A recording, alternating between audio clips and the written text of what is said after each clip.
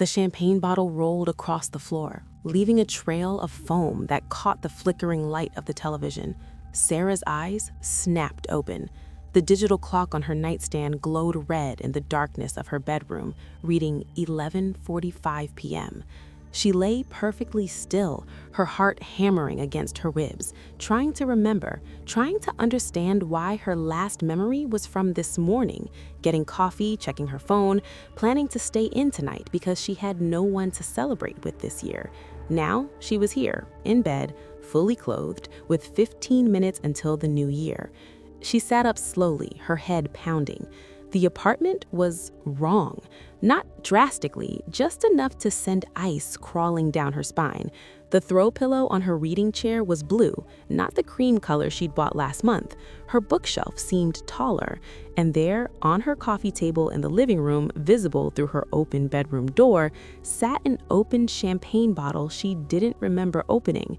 Sarah stood, her legs unsteady, and walked into the living room. The television was on, showing the Times Square ball drop coverage on mute. The crowd's faces were frozen in mid-cheer, mouths open in silent celebration. But the video seemed stuck, repeating the same 3-second loop over and over, the same faces, the same confetti suspended in the air.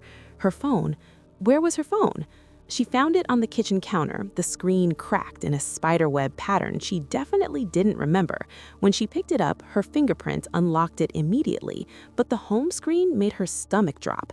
The date was correct, December 31st, but there were no apps, just a single note in the center of the screen, written in her own handwriting app. Don't let him in at midnight. Lock the door, lock the door. Sarah's hands trembled as she read it again and again. She had no memory of writing this. She checked her recent apps. The note had been created at 11:43 p.m., 2 minutes ago, but she'd been unconscious. The sound of fireworks exploding outside made her jump. She looked at the clock, 11:47 p.m. Too early, she thought. It's not midnight yet. She walked to her apartment door and tested the handle. Unlocked. When had she unlocked it? She never left it unlocked, especially not at night. Her hands moved on autopilot, turning the deadbolt, engaging the chain. The metal felt cold and substantial under her fingers. The fireworks outside grew louder, but when Sarah moved to her window and peered out at the city street below, she saw nothing. No fireworks, no people. The street was empty and dark, illuminated only by the pale yellow streetlights. But the sound continued, explosions and whistles and the crackle of burning powder, all around her, coming from nowhere. She backed away from the window, her breath coming faster now. The champagne bottle on her coffee table was fuller than before. She was certain it had been nearly empty a moment ago, foam dried on its neck. Now it looked freshly opened, bubbles still rising enthusiastically to the surface. Sarah's phone buzzed in her hand at 11:50 p.m. A text message from a number she didn't recognize. You can't stop it. You can only delay it. He's already inside. Her head whipped around, scanning every corner of her small apartment. The bedroom door was open. Had she left it open? The bathroom door was closed. She always left it open. The closet by the entrance was dark, its door slightly ajar. Hello? Her voice came out thin and weak. Is someone there? Only the phantom fireworks answered, growing more frenzied, more violent. They sounded closer now, as if they were detonating just outside her walls. The television screen flickered again at 11:52 p.m. No longer the Times Square coverage. Now it showed her apartment, her living room, from an angle that didn't match any of her windows or mirrors. The camera slowly panned across her furniture, her belongings, the framed photo of her mother on the mantel. When had she put that there? Her mother was alive, living in Florida. They talked this morning. The camera continued its slow pan until it reached the closet by the entrance. The door was open wider now. Something moved in the shadows inside. Sarah's scream caught in her throat. She looked from the television to the actual closet across the room. The door remained as it was, only slightly ajar. But on the screen, she watched in horror as the closet door on TV creaked fully open. A hand emerged from the darkness, pale, wrong. The fingers too long, bending in too many places. The apartment lights flickered at 11:54 p.m. Once, twice. On the third flicker, they went out completely, plunging her into darkness broken only by the television's glow and the red numbers of her clock. And in that darkness, she heard it, breathing, not her own, deeper, wet, coming from the direction of the closet. "No," Sarah whispered. "No, no, no!" She backed towards the door, her hands fumbling behind her for the locks she'd just secured. The deadbolt was stiff, resisting her shaking fingers. The chain rattled but wouldn't release. The breathing grew closer at 11:55 p.m. She could hear footsteps now, a shuffling, dragging sound, something heavy being pulled across her hardwood floor. "What do you want?" she cried out, still struggling with the locks. "What do you want?"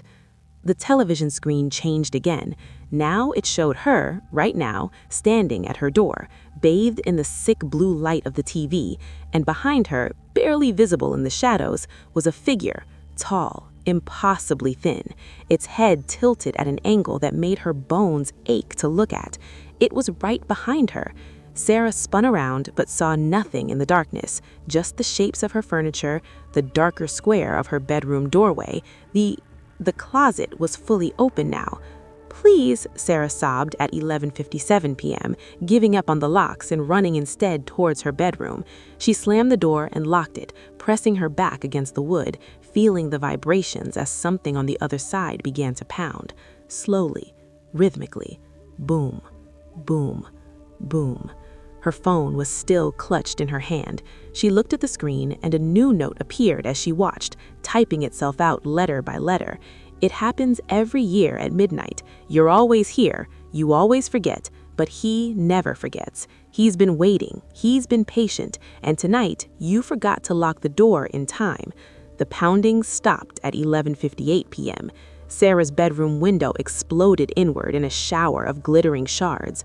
Sarah screamed and dove away from the spray of glittering shards, but nothing came through the window, just the sound of those fireworks, deafening now, surrounding her, inside her head. When she looked up, she saw it in the reflection of her dresser mirror, standing directly behind her, the figure from the closet, from the TV, from whatever nightmare had claimed her missing hours. Its face was a blank expanse of pale skin, smooth and featureless except for a mouth that shouldn't exist, too wide, full of teeth that went back and back into an impossible throat. Sarah couldn't move. At 11:59 p.m., couldn't breathe. The figure leaned down, its mouth moving close to her ear, and she heard it whisper in a voice like wind through a graveyard. "Happy New Year, Sarah. Let's do this again." At 12 a.m., the world exploded in light and sound. Real fireworks now from the city outside, celebrating the turn of the year. The television in the other room cranked up to full volume, the crowd in Times Square roaring their joy. The phantom explosions and the real ones merged into a cacophony that shook the walls. And then, silence, darkness, nothing. Sarah's eyes snapped open. 11:45 p.m. The champagne bottle rolled across the floor, leaving a trail of foam that caught the flickering light of the television. She lay perfectly still, her heart hammering against her ribs, trying to remember. But this time, something was different. This time, there were muddy footprints leading from her closet to her bed. This time, the throw pillow was cream-colored again. This time, when she reached for her phone, she found it already in her hand. And this time, the note on her screen read, "Round 2. He's faster now. Lock the door. Lock the door. You have 12 minutes." Sarah looked at the door across the room. It was already open. The champagne bottle on the coffee table began to tip over by itself, spilling its contents across the wood. In the spreading liquid, she could see a reflection that didn't match her apartment ceiling. It showed a face looking down at her, smiling with that impossible mouth. At 11:46 p.m., Sarah ran for the door. But deep down, in a place beyond memory and reason, She knew the truth that her note had tried to warn her about. She'd been running for years. She'd been dying for years. Every New Year's Eve, every midnight, always here, always forgetting, always learning the same terrible lesson 15 minutes too late. The door slammed shut before she reached it. From behind her, in the darkness of her bedroom, she heard that wet breathing start again. And the worst part, the part that made her want to scream until her throat bled, was the certainty blooming in her mind that when midnight came, she would close her eyes in terror and open them at 11:45 p.m. once more, with 14 minutes, then 13, then 12, each loop shorter than the last, each loop bringing him closer when she woke, until eventually, one New Year's Eve, she would open her eyes at 11:59 p.m., and he would already be standing over her bed, waiting, smiling, ready to make sure this time, finally, she stayed awake to see what happened at midnight. The clock ticked forward, 11:47 p.m. Sarah's scream echoed through the empty apartment, but outside, the city celebrated. Tomorrow was a new year, for everyone except her. For Sarah, there would be no tomorrow, only endless midnights, and the thing that lived between them, forever.